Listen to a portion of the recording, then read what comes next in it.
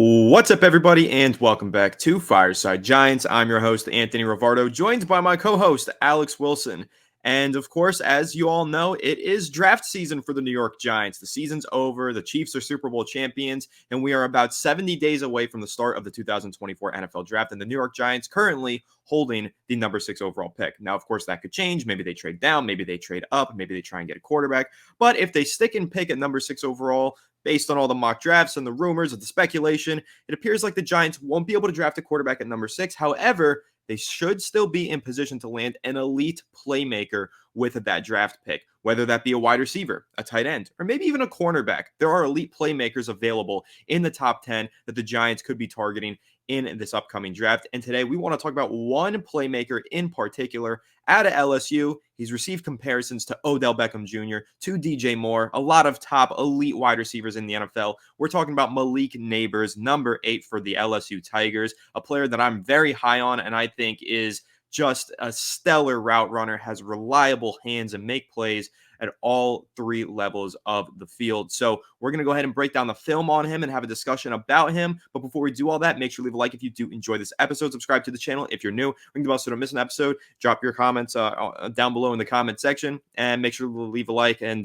follow us on all of our social media channels at Fireside Giants. Without further ado, Alex, how are you doing today, my friend? And before we dive into this film, we've got about 7 plays that we really want to break down and kind of just discuss how he is as a player. But what are your thoughts on Malik Nabers, and how do you feel about the Giants potentially drafting him at number 6?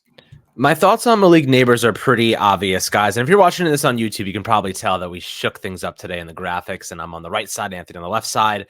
And you know what? The right side, it's always going to be Malik Nabers is the right choice if you're the Giants and he's there at 6th overall. Barring a miracle that a quarterback drops to us, exactly. There's a very high probability that Malik Nabers is a Giant. If, the Giants stay at 6, there's no quarterback there, and he is the best player on the board. And guys, look, so I was just responding to somebody on Twitter, and he was saying, why would we go after a receiver when this class is loaded at receiver? So much talent.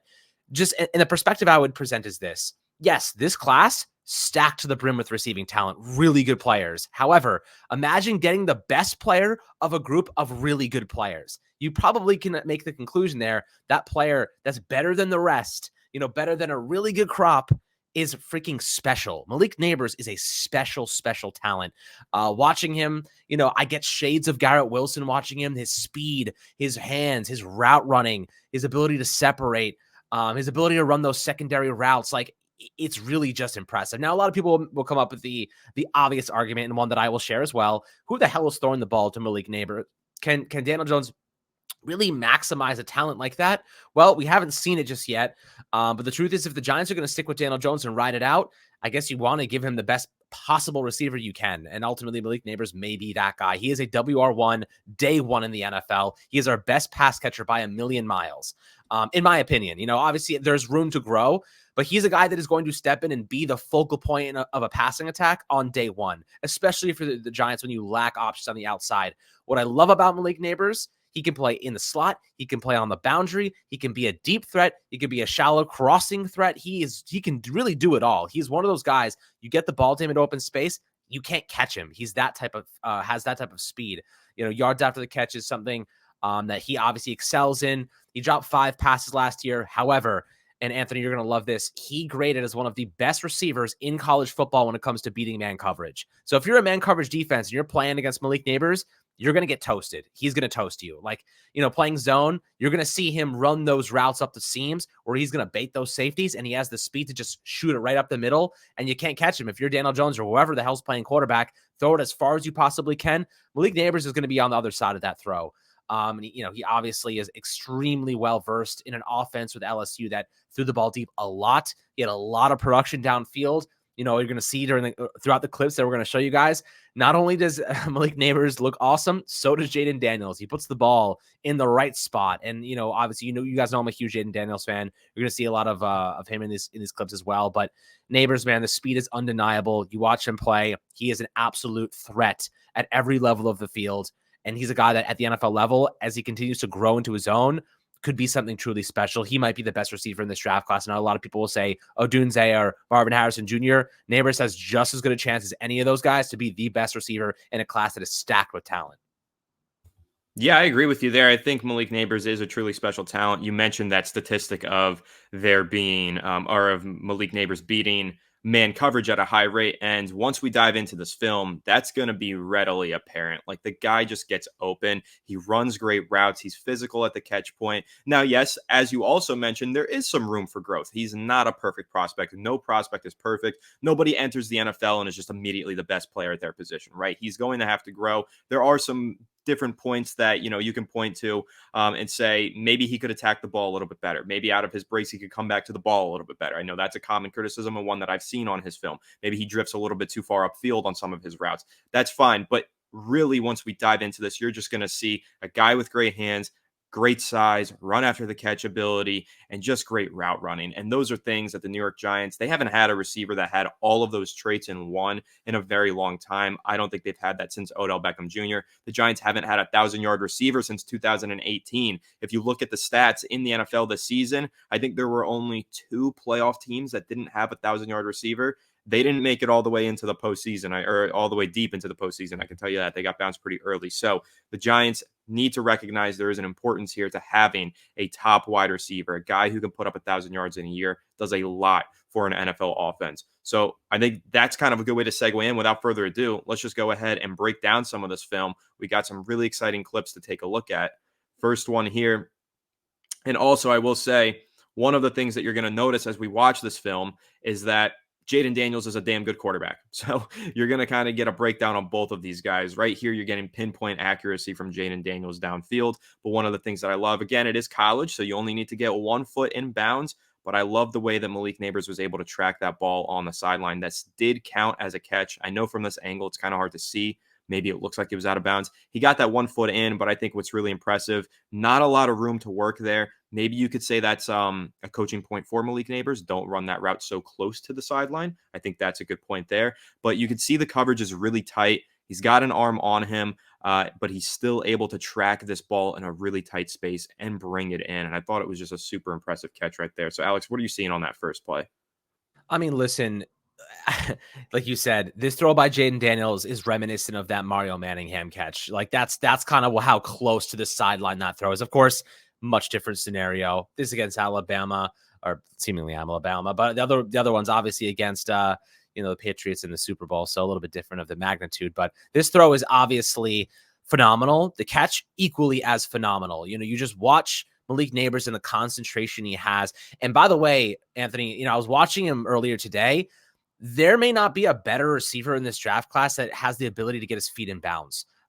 This dude, like if you watch the close-ups on some of his catches on the boundary, there are actually, if you look it up, there are catches he has where his feet are out of bounds when he catches it, but he just swings his feet back in to get them in bounds. Like he's that talented when it comes to his spatial awareness.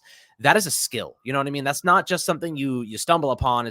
That is something you train for. That is something you understand. You know where you are on the field. You know how to position your body. You know how to get yourself in a spot where you can make that level of play. And look, Malik Nabers, like he doesn't just have the speed, doesn't just have the hands, but by God, he's got the feet as well. And like, this throw, ridiculous. I mean, this throw looks like it's going out of bounds. Yes, he probably could have let him upfield a little bit more, but there's a free safety coming bearing down on it. So if this is anywhere else, either it might be dislodged on a big hit or it could have been intercepted. So this ball is perfectly placed. Like the fact that he gets his foot in there, he's out of bounds right here. The fact he gets his foot in here is simply just impressive. Like there's no way else to describe it. That's an elite combination right there with Daniels and Malik Nabers. Yep, and I think that they're both going to have very successful NFL careers. But moving on to this next play, you're going to see something a little bit different from Nabers here. First of all, I love the release, and he gains a lot of leverage. And then it's a back shoulder fade. The timing didn't seem perfect on this one from Jaden Daniels, but a great adjustment in air to make this grab by Malik Nabers. Shields off the defender, shows a lot of strength at the catch point. Really love that release here because you could see the leverage of the defensive back and the way that he walks up this release and then breaks it outside, gains a ton of leverage. And no, he doesn't have that over-the-top leverage, but look at how much separation he's created and so much space for Jaden Daniels to throw that back shoulder. The back shoulder's there, and then he just jumps up, snags it with 2 hands, real strong at the catch point, and makes a great grab for a first down. I mean, do you guys remember how often we would see Eli throw these back shoulders to Plaxico and Hakeem Nicks back in the day? We haven't seen the Giants successfully throw back shoulder throws in years. And it's honestly, it hurts because it is super effective in man coverage. And like here, you kind of said it perfectly. The timing may not have been perfect, but look at Malik Nabers and look where he's looking, right at Jaden Daniels. He's like, throw me this freaking ball. I have him right where I want him. Throws the rock, goes up, high points it, brings it down, easy completion there, free 15 yards. You know what I mean? That's what back shoulders can do for you in man coverage. And the Giants don't simply run enough of them, mainly because I don't think they trust the receivers. I don't think they trust the route running. I don't think they trust the connection between the receivers and Daniel Jones.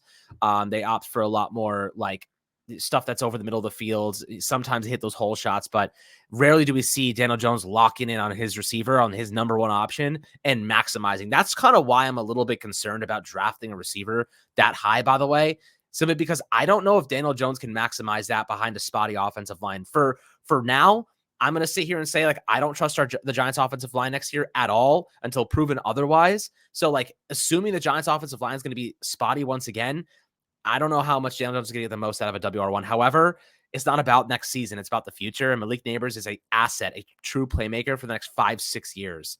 At least 5 years, obviously, including the 5th-year option for a first-round player. So, you're not just thinking about next season. You're thinking about the future and the offense, even post-Daniel Jones. Yeah, that's 100% right. And I mean, even with Daniel Jones, it's still possible that he returns from this injury and plays some great football. Maybe he makes a lot of improvements to his game. Sometimes a player taking time off with injury allows him to reevaluate and come back stronger. Maybe that happens for Daniel Jones. I'm never going to discount that. Of course, you guys know I want a quarterback, and I am oogling and googling over Jaden Daniels on this film, but it's possible Daniel Jones comes back and he's able to hit these back shoulder fades to Malik Nabers in the future. And again, I just love his strength at the catch point there. Now let's take a look at this next play. You've got Nabers lined up in the slot, running this deep post, and boom, look at all the separation, wide open. Of course, a deep dime from Jaden Daniels. He was the most accurate deep ball passer in college football this past season. But what I love about this play, first of all, if you want to look at it from Jaden Daniels' perspective, there is a pretty incredible read here that he makes from this disguise coverage. So this is a shell. This shell, the defensive shell on the pre-snap looks very much cover one.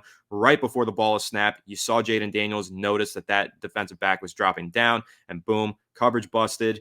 They didn't rotate in time on their disguise. Jaden Daniels immediately recognized that and just threw the ball as soon as he could downfield to Malik Nabers, who got under it. But I love this route because right here at the top of this route, his stem is great. It's free release, just going upfield, attacking that outside shoulder so you can win on the inside. He does that perfectly. A little shimmy and boom. You're not going to catch up with Malik Nabers. He's not, Tyreek Hill. He's not Xavier Worthy, who's in this draft class. He doesn't have that Jalen Hyatt speed, but he has more than enough speed. I still think that Malik Nabers is probably going to run somewhere in the 4.4s. You look at a play like this, just that quick burst out of that break. I mean, he didn't lose a step on that break. It's not like he was running in a straight line this whole route. Like, he does run towards the center of the field, turns us into a post, and just doesn't lose a step. He's got a lot of speed and the ball tracking ability. It's all there for Malik Nabers. And I just really love the way that he was able to run this route. And look at that. He's got probably 7 yards of separation going into the end zone. All you got to do is just lay it up there. Any quarterback can make that throw in the NFL. Tommy DeVito, Daniel Jones, Jaden Daniels. They're all going to hit that one when your receiver gets that open. Yeah, what I like the most about Malik Nabers in this specific clip is that extra gear he has. Like, you can kind of see him. He's going like 70% speed, but that when he goes from 70% to 100%, it happens like that, like instantaneous acceleration. That's one of his biggest traits. That's one of his most elite traits, the acceleration that he has. And it's evidence when you watch him. Like, just right here, you can see right here, like, this cornerback could turn around and ideally run step for step on Malik Nabers. He is absolutely toast. He gets his, obviously his hips are not aligned. He's not in stride. And Malik Nabers takes full advantage of that. Right here, look how fast he pulls away. Like, by the time this ball hits him right there, he has 5 yards of separation. You know what I mean? Like, that level of acceleration is unique. It's special. It's something that obviously the Giants need. Now we do have types of guys like this in Jalen Hyatt. The difference is Malik Nabers is a much better route runner in terms of just overall route tree than Jalen Hyatt, which is why he's going to be a top 10 selection.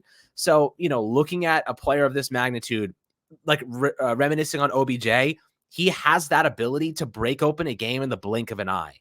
If you have the protection, if you have the quarterback who can make the throws, and like you said, any quarterback in the NFL can make this throw. All you got to do is just get it there and not underthrow them. He is going to have a lot of throws, 20 plus yards downfield. He's going to do a lot after the catch for you. And if you play him in man coverage, you're toast. You're setting yourself up for failure for playing cover one. If you're playing man coverage on him on the outside and he has no support over top. Think about like having a guy like this on the outside with Jalen Hyatt, and you have one free safety. If you're Daniel Jones, you got to bait that free safety to either side and just launch that thing as hard as you can. Draw your eyes away. Draw the safeties away using your eyes and open up the field, open up your other options. There's going to be a lot of touchdowns on long throws next season if the Giants go that route. However, always comes down to the pass protection, and the Giants certainly need upgrades there, and we do anticipate them making some acquisitions. Definitely. All right, let's move on to this next play. We'll let this one play through one more time just so you can watch how beautiful of a ball Jaden Daniels threw right in stride for an easy touchdown. Again, against an Alabama defense that was trying to disguise their coverage. Really good defense there. So you got Malik Nabers, top of your screen, in motion. He's just going to run this drag route. Florida State got caught in a little bit of a pickle there with their coverage. It's tough to play man coverage against a receiver. This is actually just a really good play design by LSU's offensive coordinator. Love this. This is kind of, if you're looking at the New York Giants and the way that they might use Malik Nabers, you can expect to see a lot of motion, snap, and then he's already got a free release. Just get him the ball in space. Daniels with excellent touch here to put that over the linebacker. Really love that throw. But then I just kind of love the burst after the catch from Malik Nabers to get it, run with it. He's got really good spatial awareness. You'll see that on another clip later in this film that I really like, where he's just very good at reading zone defenses. So Nabers kind of recognizing how much depth he needs to gain to get over that linebacker so that Daniels can fit that ball in there. That's one of the things that I really like about this play, just his IQ and his spatial awareness. We've kind of talked about that with certain Giants receivers in the past, like when Isaiah Hodgins was having his breakout and we were talking about his film and looking at that. Remember, we were mentioning, guys, that he was getting a lot of targets from Daniel Jones against zone coverage in particular because he had very good recognition of what the coverage is. Well, Malik Nabers' football IQ is like as good as a quarterback's from the film that I've watched, and he's able to find those open pockets, get open, attack them. And this is just another play like that. It's a shallow crosser, but look, he could have ran that thing right on the line of scrimmage horizontally. He doesn't. He fades upfield to make sure he clears that linebacker and gives Jaden Daniels room to fit this ball into. And then again, beautiful touch pass to hit him in stride by Jaden Daniels. Yeah, you said he kind of fades upfield. It's perfect, right? Because like if you watch it from the other angle, what I like the most about this route is like he does exactly what you say. He fades upfield to get over that linebacker, but once he gets over top of that linebacker right here, he doesn't keep fading. He ends up kind of flattening it out. That way he doesn't kind of accidentally travel too far into the distance of where a defensive back might be. Because his head is turned. He doesn't know what's behind him. So he doesn't keep going. Watch how he kind of flattens out there, gets the ball, and then turns upfield. Make sure he's going parallel so he's not continuing to fade back. He ends up flattening that route out. So like you see where he's doing his quarterback some favors there. He's not trying to lead them into danger zone. He's doing the right thing by flattening it out, getting to the sideline and turning upfield and protecting his body at the same time. Those are all the little kind of small details I think that go a long way. And just so you guys know, Malik Nabers, this is a guy that ranked really highly in multiple categories. He ranked 4th in missed tackles forced last season, 2nd in deep catches with 19, 624 yards deep downfield, 20 plus yards, good for 4th and with 991 slot yards. It's impressive, man. This dude is one of the best college football receivers. And you're kind of seeing like all those little things that you would see at the NFL level. He's doing them at college. And like, that's why he's looking so freaking good. Yeah, and like I said, I know that there's another clip in here. I hope I included it. If not, I'm gonna have to find it, pull it up because it's another one where you see his just football IQ is really an elite trait that he has. All right, let's see this next play here. Okay, so this is also one that I'm gonna praise Jaden Daniels on again. Not trying to make this a Jaden Daniels breakdown, but we've seen some criticisms. I've seen some criticisms, at least online, where Jaden Daniels doesn't get through his progressions, maybe only stares to one side of the field. I personally don't see that because of plays like this. You're going to see his first reads are on the right side. He's got trips over there. He's looked at all 3 routes. None of them are open. So what does that tell you? The backside dig is going to be there because you've got Malik Nabers running it and he's going to get open. Immediately turns, hits it. It's a good throw. Malik Nabers does some extra stuff after the catch. But again, I want you guys to watch this release. Once again, running in a release package where this cornerback, it looks like he's trying to play some press coverage. He can't get a hand on Malik Nabers. There's no way. I just love the way that he stemmed that route. And then just coming back to the ball. I think he probably could have come back to the ball a little bit better there. So, I want to be objective and fair, show where he was good, show where maybe he could improve. You kind of see a little bit of a drift upfield here.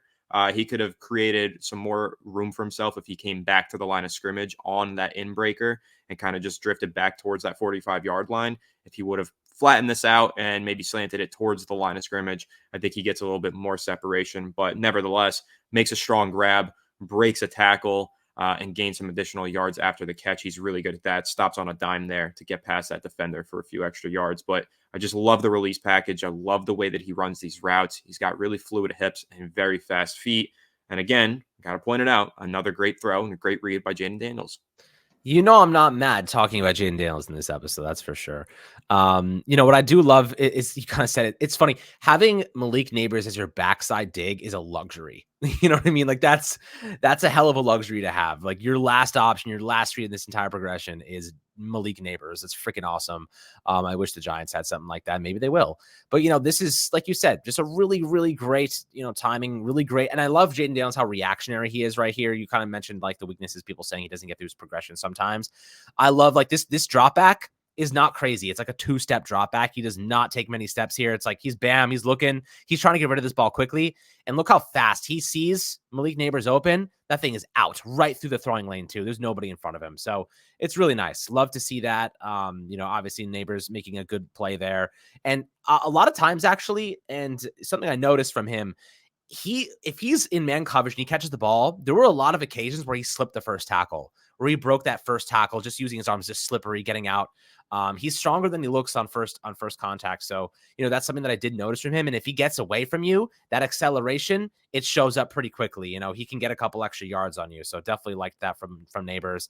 A couple of occasions where he does manage to break a tackle on the first attempt. And that is a valuable skill. Yeah, I think that one of his best traits really is his ability to make plays after the catch. And one last thing that I do want to point out here, this is going to kind of highlight Malik Nabers' inability to get back to the football here. Again, I still think he's drifting upfield a little bit more than you would want him to. This ball ends up looking like it's behind him in some ways. He has to stop and turn around. I actually think it's either Malik Nabers drifted too far upfield, so he got too much depth and the ball ended up being behind him, so he had to do this, or Jaden Daniels noticed he was drifting upfield, so put it behind him so that he could make this play after the catch. Either way, it's a great play by both of these players, but had Malik Nabers kind of ran this thing a little bit more flat, he probably catches this in stride and gains even more yards up the field running in stride. So just one coaching point, I guess we could call it. And then here's the next play. Another deep ball from Jaden Daniels. I think that's the same clip as earlier. I think now we're getting a better angle of it. Same angle here, it appears, but you could see it from this angle. Another great route. This one from the slot on Malik Nabers, but I love the double move there. It's kind of one of those stop and goes. He's going to be on the slot at the top of your screen, but right there, that hesitation, and then he fades upfield. It's just a slot fade. It's a great way to get a shot route in on a play. And Jaden Daniels, with a couple linemen getting pushed into his face, kind of just puts this thing out there. But once again, I just love the way that he was able to create some separation with some really quick hips on a double move. Yeah. In addition to that, he's not open on this play. Like he is blanketed. The coverage is really good here. And in the NFL, you're going to have to make contested catches, right? That's something you're going to have to do. You're going to have to make catches with someone in your face, on the boundary, pressed up against the sideline. These are things that you have to do if you want to be an impact player. You got to make the improbable look probable. And what I like about Malik Nabers is that he's covered up here against an Alabama defense. Obviously they're always very good. And like he wins this rep. And not only does he do it in style, but he does it with 1 foot, dragging in, like pressed up. He has inches to work with. You have to really wrap your head around the level of spatial awareness you have to be this pressed up against the sideline and make this catch and understand where you are, getting your feet in bounds. I mean, it is like I'll try to pause it like kind of at the peak moment of this exact like this ball. You can see there's like a little brown dot, and look where he is on the sideline. The amount of awareness you have to know where you are, know where your feet are, stay in bounds in coverage like this. That is what elite receivers do at the NFL level, not just collegiate level, but at the NFL level. That is that is the type of things that translate, because if he makes these type of throws at the collegiate level, like he can make them at the next level. This is one of those NFL catches that make the difference in a big game. If you're in the postseason and you're in the fourth quarter and you're down and you need to drive down the field, These are the type of plays that win you playoff games. Those special moments that come from special players. So, you see it here. He can do it. He has the hands. He's got the awareness. He has the feet. He's got the whole package, man. This dude is a special player. And yes, stacked wide receiver class. A lot of people will say you could probably pass on receivers in the first round and get a really good value in the second round. I 100% agree with you. But to be the best receiver, argue the best receiver in a really good class, just indicates how special of a talent you really are. So I don't want people to get mixed up in the fact like, oh, we could get a Malik Nabers in the second round. No, that's not what we're saying here or anyone's saying. This dude is one of the best in a really great class, and that indicates how talented he is. And I think that's kind of worth noting. Yeah, and I mean, pretty much everybody has Marvin Harrison Jr. as their consensus number one wide receiver. I've seen some people kind of start to flip on that. Some people are starting to argue maybe Malik Nabers is the WR1. Again, mainly just because of his route running. He's the complete package. But let's take a look at this last play. This is the one that I was referencing earlier where you're going to see football level IQ from Malik Nabers. So he's on the bottom of the screen on the line of scrimmage, and he's again going to run. He's again going to run a backside dig here. And here's what I love about this. You're going to see, this is not the right clip, is it? Yes, it is. Okay. You're going to see that there's a safety over the top that he's able to read and get behind right there. That's where it was. So he's about to break over the middle of the field. He's number 8 right there in the middle. And look at him basically juke this defensive back in the middle of the field to make sure that he has enough leverage and gives Jaden Daniels enough room to make this throw. Then gets back to the football and makes a contested grab. So I just think that everything that you wanted to see from a receiver was right there. He's actually not on the line of scrimmage. That was my mistake, why I got confused. But basically, running this dig, center fielder, there's a safety right in the middle of his path, and he just gets right behind him. The vision there for a wide receiver is incredible. And then, again, getting back to the football, you could see he puts his hand up right there looking for a deep shot. It doesn't get there. The ball comes in short, so he has to come back to it, but he does. He fights back to the ball, makes a contested grab, makes really just an excellent play here. This is like all Malik Nabers. Jaden Daniels, yes, good job getting the ball out, but this whole play was made by Malik Nabers being able to recognize that there's a center field in safety, get around him, and fight back to the football to make sure that that ball wasn't intercepted. This is my favorite play by Malik Nabers. It showed everything that you want from a wide receiver. This is an absolute playmaker's play. And I think that all 3 levels of the field, this guy can be a weapon, and he really shows that on this play. Again, these are the small things that make WR1s, that extra effort, finding space, spatial awareness. Like you're seeing it on multiple fronts, not just getting his feet in bounds, like, tight-roping the sideline, but realizing that he has space in the open field and Jane Daniels is running around trying to find a play. And he hits, that type of connection, though, like, guys, Patrick Mahomes does these type of things. We see special players make special plays like this. We've seen Daniel Jones do it on a couple of occasions, but not altogether that frequently. Malik Nabers is going to give him that secondary option. If Daniel Jones gets out of the pocket, and look, DJ loves to get out of the pocket. In fact, he might be better out of the pocket than he is in the pocket sometimes. So, having a receiver like Nabers who's able to find space, know where to get, know how to get open and really give his quarterback an opportunity, that may be a huge benefit, and not maybe, it would be a huge benefit to Daniel Jones, whoever the hell is playing quarterback for this Giants team. So, you're seeing it first here, or maybe you've seen it already, but Malik Nabers is, special talent. This guy, the Giants offense would be a lot better with him. The question is, do we have the pass protection to give DJ enough time to actually maximize the WR1 for the first time in his career? That's another story. Does he have the arm talent coming off an ACL tear and a neck injury to actually get the job done? Is he confident enough? These are all things we're going to find out if we do end up with a player of this magnitude. But yeah, I don't think you have to convince us that Malik Nabers is great or convince you guys. If we got him at number 6 overall, I'm certainly not going to be upset. No, me neither. I'm going to be thrilled about it. I think that he's a really tremendous talent. This is only a really small sample size of 7 clips that we broke down. Maybe in the future, we'll do something more comprehensive, look at a much larger sample size, maybe do individual game breakdowns on him. But really, I think this is a good introduction to who this player is and what he could bring to the table for the New York Giants. You're seeing a playmaker at all 3 levels, a guy who can catch a drag route and turn it from a 7-yard gain to a 20-yard gain. You're seeing a guy with the spatial recognition and the IQ to attack zone defenses, but also with the speed and separation ability and route running ability to attack man coverage. So he does it all, and that's where he could be a legitimate difference maker for the New York Giants offense. And even if you don't have the quarterback that you want or need, he's still going to be a playmaker. I mean, let's think about the New York Jets this past season, for example. Garrett Wilson was still a phenomenal playmaker for the Jets. Now, was he held back by the quarterback talent that they had with Zach Wilson? Absolutely. Was he unable to be maximized because of their lack of quarterback talent? That's also true, yes. However, he still was an extremely effective wide receiver and a game changer that kept that offense afloat on many occasions. So I don't think that Daniel Jones is Zach Wilson level bad. I think he's at least able to spread the ball around on certain occasions and get things done. We saw him do it in the playoffs last year. So, and maybe they do end up drafting a quarterback somehow in the middle rounds who ends up being a breakout star. Who knows? But essentially, my point of reason here is Malik Nabers is going to transform your offense, whether you have the quarterback and offensive line in place or not. He's just that freaking good, or at least he could be. Now, of course, the draft is a crapshoot, so who knows?